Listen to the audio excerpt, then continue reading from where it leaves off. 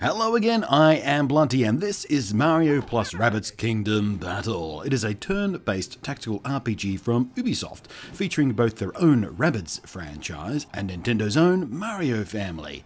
And it's coming out exclusively, of course, for the Nintendo Switch at the end of August. Now, there are comparatively few big-name games in this genre, but if you've heard of the XCOM franchise, you'll have a better idea of what to expect here. And I'm going to tell you right off the bat, don't be fooled by its cutesy presentation and wacky characters. This is not a game to keep the 6-year-olds amused. It is, in fact, a surprisingly challenging tactical game targeted at us grown-ups who perhaps are tired of the overwhelming number of grim, dark, gritty, post-apocalyptic dressings laid upon games like this these days. Instead, Ubisoft have here for us a challenging game that retains a sense of joy, irreverence, and humour, wrapping it in the bright colours and contrivances of Mario. And it's actually a remarkably skilled balancing act, and after just 2 hours with it, I'm becoming more and more convinced that it's really going to work. On the surface, you've got all the gimmicks you'd expect from a game like this. You've got different characters which have different skill sets and advancement upgrade trees. Some are hardier, some move further per turn, some have buff or debuff abilities to support the team. There's various weapon selections and upgrades and abilities, both active and passive. The skill trees and character and weapon choices can get quite complex and intricate actually. Much more so than I was expecting from a game with Mario in it. What you're seeing here, by the way, is some gameplay a little deeper in the game from World 3-8, where many of the abilities and weapons were unlocked for me. In this level, my task is merely to get at least one team member to a location across the map, which sounds much simpler than it actually is. Other levels require the defeat of all enemies on said level, and other levels have other goals, so it's more than just a constant quest to kill everything that moves. And as for the difficulty I mentioned, well, this is my third attempt at this level. My first attempt ended within a few moves, my second attempt didn't go much better, and I was told by one of the Ubisoft people that it took her at least 5 attempts. And there's a boss battle just after this particular level, which I'm afraid I'm not permitted to show you right now, but it too kicked my ass several times before I conquered it. Now, I don't play too many tactical turn-based games. In fact, I think the last time I really tried to get into this genre properly was XCOM Enemy Unknown, which was way back in 2012, I think. Someone correct me if I'm wrong. And it really didn't grab me, and I never did try things like Advance Wars, for instance. But it's the presentation here that helps grab me. It's not just that I'm of course deeply familiar with Mario and the gang, or the wackadoo charm of the Rabbids. It's more the fact that it doesn't take itself too seriously, but still wants to be a hard game. On a technical level, the game ran smoothly. I'm told that in docked mode it runs at 900p, not the full 1080p, which is odd as it doesn't seem that visually intense, does it? And of course 720p native while handheld, and it's locked to 30 frames per second. Now, no need to be a frame rate snob about that, as 60 frames per second is hardly of any practical benefit to a game featuring turn-based tactical gameplay, is it? It is, of course, extremely unusual for Nintendo to let someone else play with their characters, particularly those as valuable as Mario, but it's easy to see that Ubisoft really do get it when it comes to what a game with Mario in it should be like. Even if you are giving Mario guns and other projectile weapons, which, yes, feels super weird for the first half hour or so. But it does feel like a Nintendo game should feel. It has the same clean joy behind it, but it's not at the expense of the gameplay. And it has the same kind of high-level polish over it too. Mechanically, it feels good, though the snapping movement on the cursor takes a bit to get used to. Games like this are often better with a mouse, but you know. But that is about my only complaint about the controls, really. Well, except for, as you may be seeing in the gameplay if you're looking carefully enough, my own propensity to hit the wrong shoulder button. My controller muscle memory takes a while to kick in a lot of the time.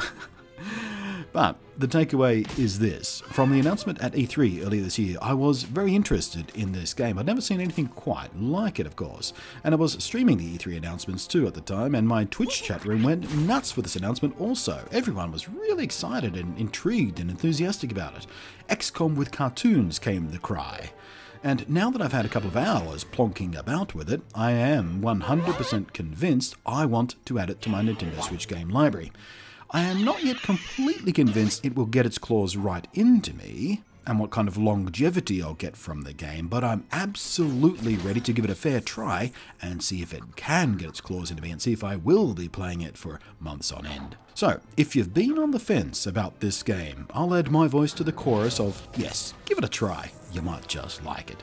Now, I'm not allowed to show you the boss fight which follows this level, as I said before, which is hard but quite fun, nor can I show you the hub world, which was like most hub worlds really. I'm not sure why they're hiding that, but whatever. But I am allowed to show you up to 20 minutes of gameplay. But I've said all I wanted to say about the game so far, so I'll just leave you with the game now for what's left of those 20 minutes. Thanks for watching, I am Blunty, and I'll catch you next time.